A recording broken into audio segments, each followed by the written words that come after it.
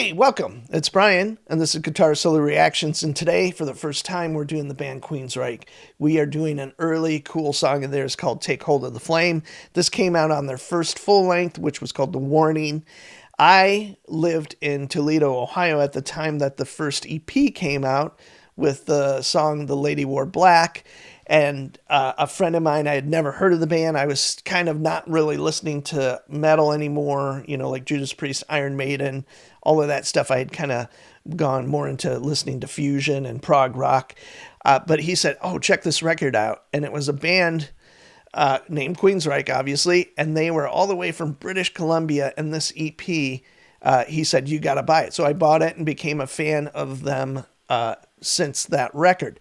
Which is weird because I actually only had the EP, the second record, The Warning, and Operation Mindcrime. So those are the three Queensryche records I owned. But recently, not to make this too long, I started listening to The Warning again. And I really listened to it so much over the last 2 or 3 months, almost once a day. And I just really, really love the record. The whole sense of the incredible guitar playing, the vocal delivery, the compositional sense of the band, meaning the songs are really deep. They're not just kind of simple, but they have lots of kind of dynamic changes and just great guitar playing in the whole thing. And I just really love that record a lot. Operation Mindcrime still, to me, is one of the great all-time hard rock concept records of, ever. I mean, it really still holds up. And that's because the songs are so good, for sure. And lots of great guitar work as well on that. So with all that said, here we go. This is Take Hold of the Flame, live in '84 in Tokyo. The song is off our new album, coming out soon. The Song of Hope is called Take Hold of the Flame. Okay, they're touring. This, he said the record isn't even out yet. The Warning isn't out yet. Okay, I might have to look and see when. It must have just came out.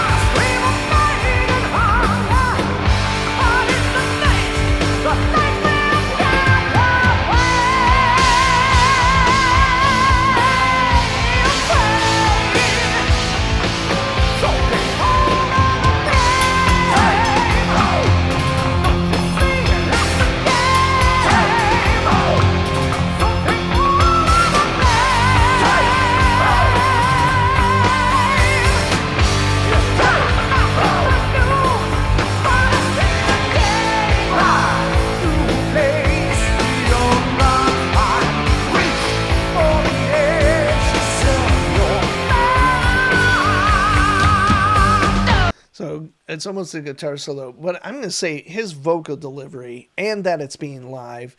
not only was this recorded well, but performed well, and just you really hear the nuance of that vocal that in a live show is somewhat harder to kind of deliver in a big environment where everything's loud.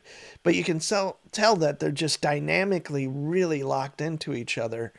And I just think it really shows when you're that next level of player performer and you can deliver that impact of this song. And it's just such a great song.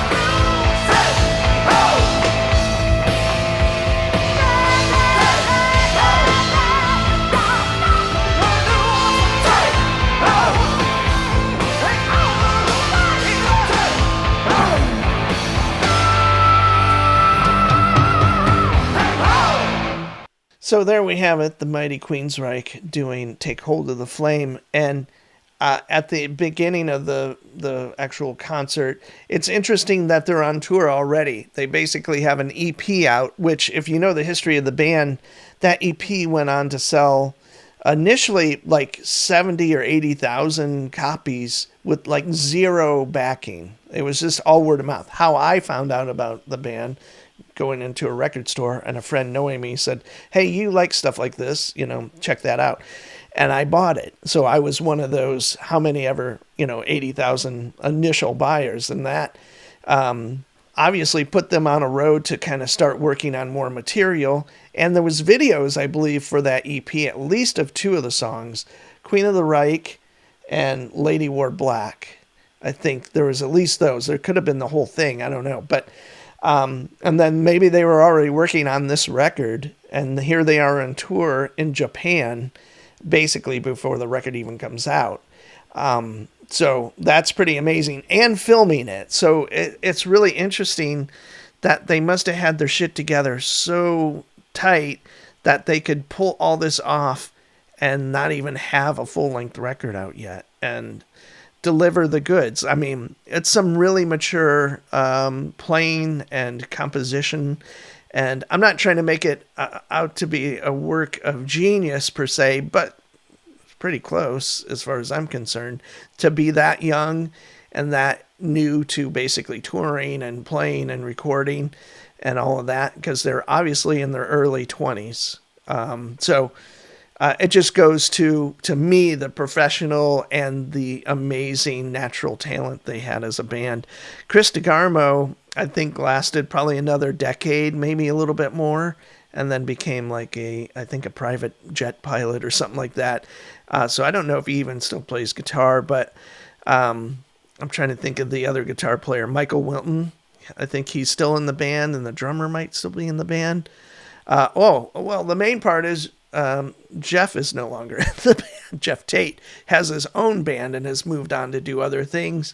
And unfortunately, there seems to be a lot of legal stuff that goes back and forth between all of those parties, which is unfortunate. But when I moved to Seattle in 90 something, the record Empire came out.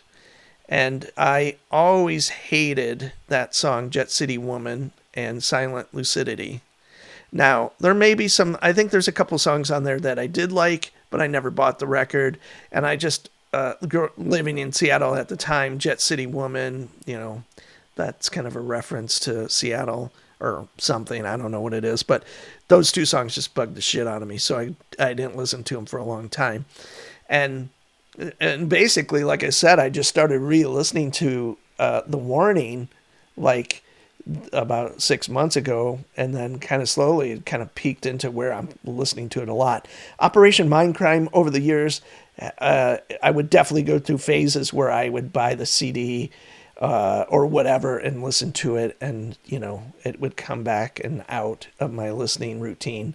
But yeah, The Warning is the one I really, really love and appreciate.